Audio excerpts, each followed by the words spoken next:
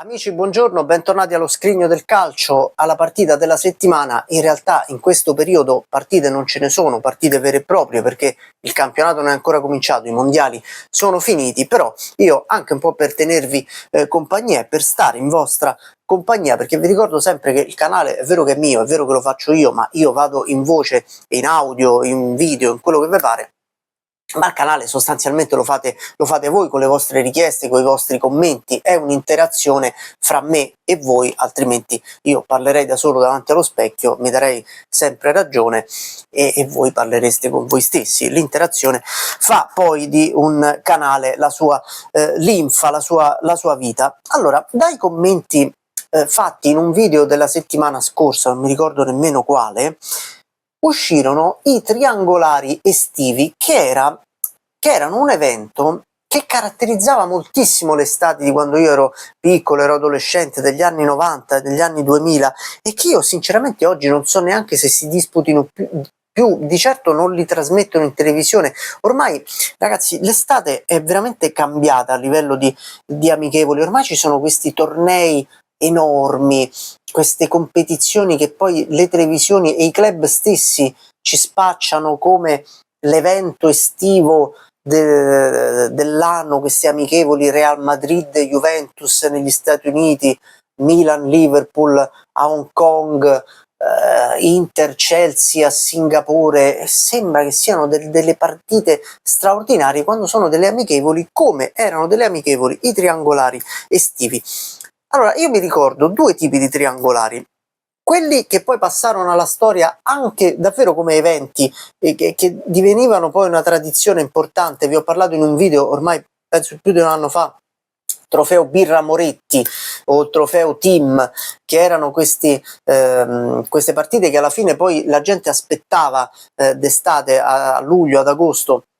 e li guardava anche intensamente perché bisognava passare il tempo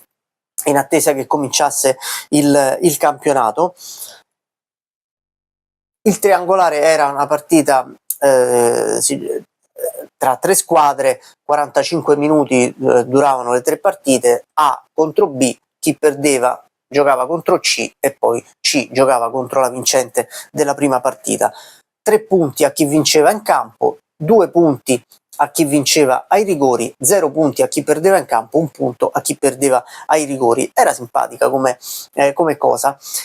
C'erano questo tipo di triangolari e poi ce n'era un altro che si svolgeva prima nei ritiri, quando le squadre andavano in ritiro in Alto Adige, in Austria, e si svolgeva sostanzialmente o tra squadre di Serie A e squadre estere che si ritrovavano magari nello stesso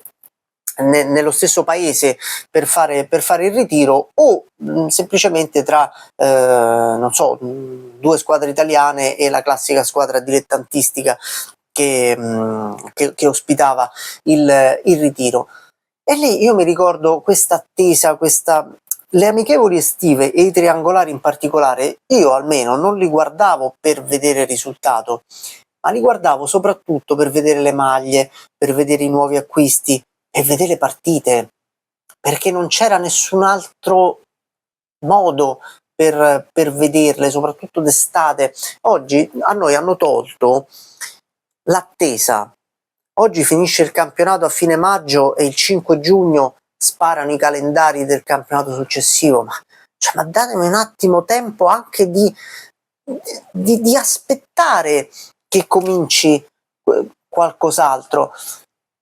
Ed è per questo che nei giovani di oggi e anche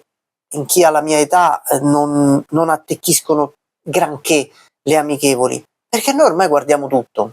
noi ormai abbiamo tutto a disposizione, non abbiamo bisogno delle amichevoli, anzi ci dobbiamo quasi disintossicare dal pallone a luglio, ad agosto, e non faranno mai più presa le amichevoli estive come lo facevano una volta. Io voglio chiudere con una chicca di un triangolare, purtroppo non sono riuscito a trovare niente su internet per ricordarmi che partita era,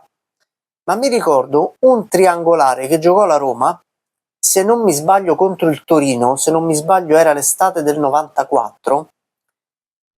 in cui andarono ai rigori,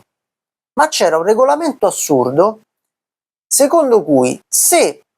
il primo rigore fosse stato segnato, la partita sarebbe finita. Era il golden goal dei rigori. Segnò Fonseca, Daniel Fonseca,